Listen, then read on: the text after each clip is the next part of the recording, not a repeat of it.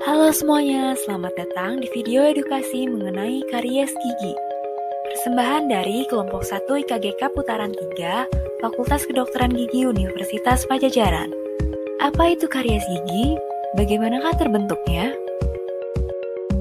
Namun sebelumnya, mari kita belajar terlebih dahulu mengenai gigi. Gigi adalah salah satu bagian dari rongga mulut yang berfungsi untuk mengunyah makanan pada proses pencernaan. Nah, ini adalah bagian-bagian dari gigi kita. Gigi terdiri dari mahkota, yaitu bagian putih yang tampak pada rongga mulut, lalu leher gigi yang membatasi antara mahkota dan akar, serta akar gigi yaitu bagian yang terdapat dalam tulang rahang.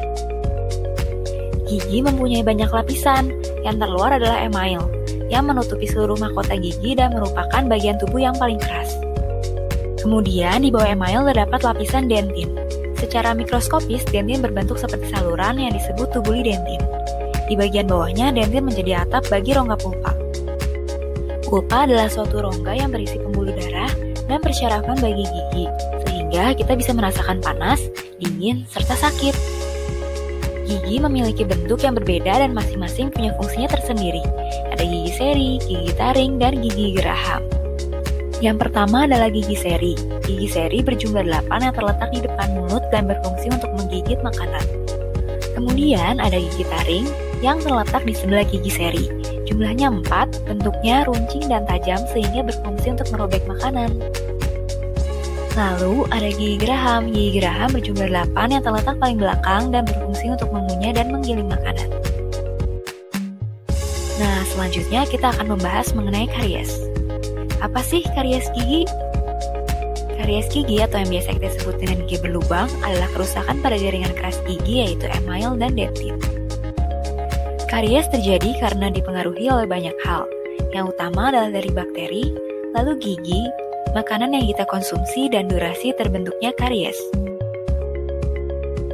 Di dalam rongga mulut kita terdapat banyak bakteri. Sesaat setelah kita makan, bakteri akan mengolah sisa makanan yang menempel pada gigi menjadi asam. Asam inilah yang mengikis permukaan email, dan apabila proses berlanjut, maka akan terjadi karies gigi. Mineral dalam air liur kita dapat mengembalikan struktur gigi yang terkikis oleh asam, dibantu dengan fluor yang terdapat dalam pasta gigi yang kita gunakan.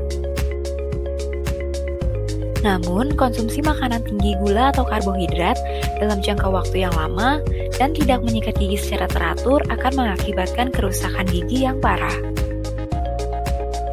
Kalau terus dibiarkan, karies yang awalnya hanya di permukaan akan merusak lapisan yang lebih dalam, bahkan hingga ke pulpa. Biasanya kalau sudah gini akan terasa sakit nyut-nyutan.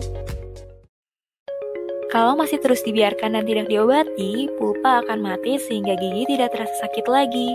Meski demikian, infeksi masih bisa terus berjalan hingga menyebabkan gusi bengkak dan bernanah.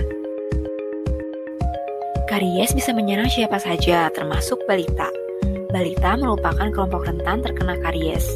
Hal ini disebabkan karena minum susu botol atau ASI sambil tidur sepanjang malam, kebiasaan anak yang suka makan makanan manis, susah untuk diajak sikat gigi, dan kurangnya perhatian orang tua terhadap kesehatan gigi anak. Lalu, apa yang dapat kita lakukan untuk mencegah karies? Cara yang paling penting dalam mencegah karies adalah dengan menyikat gigi. Anjuran dari Federasi Dokter Gigi Dunia yaitu menyikat gigi dengan pasta gigi berfluoride 2 kali sehari setelah sarapan dan sebelum tidur. Menyikat gigi berfungsi untuk membersihkan gigi dari sisa makanan yang menempel, sedangkan fluor dalam pasta gigi berfungsi untuk mencegah kehilangan mineral akibat asam dan membantu pembentukan kembali mineral atau remineralisasi. Kemudian, kita juga harus memenuhi nutrisi seimbang dan mengurangi konsumsi makanan tinggi gula. Untuk balita, kita bisa mengajarkan anak sikat gigi sejak dini, gunakan sikat gigi yang menarik hati agar anak rajin menyikat gigi dan gunakan pasta gigi berfluoride. Kemudian, hindari kebiasaan minum susu sambil tidur dan biasakan berkumur setelah makan. Dan jangan lupa memeriksakan diri ke dokter gigi minimal 6 bulan sekali. Semoga video ini bermanfaat bagi kita semua. Terima kasih dan sampai jumpa lagi.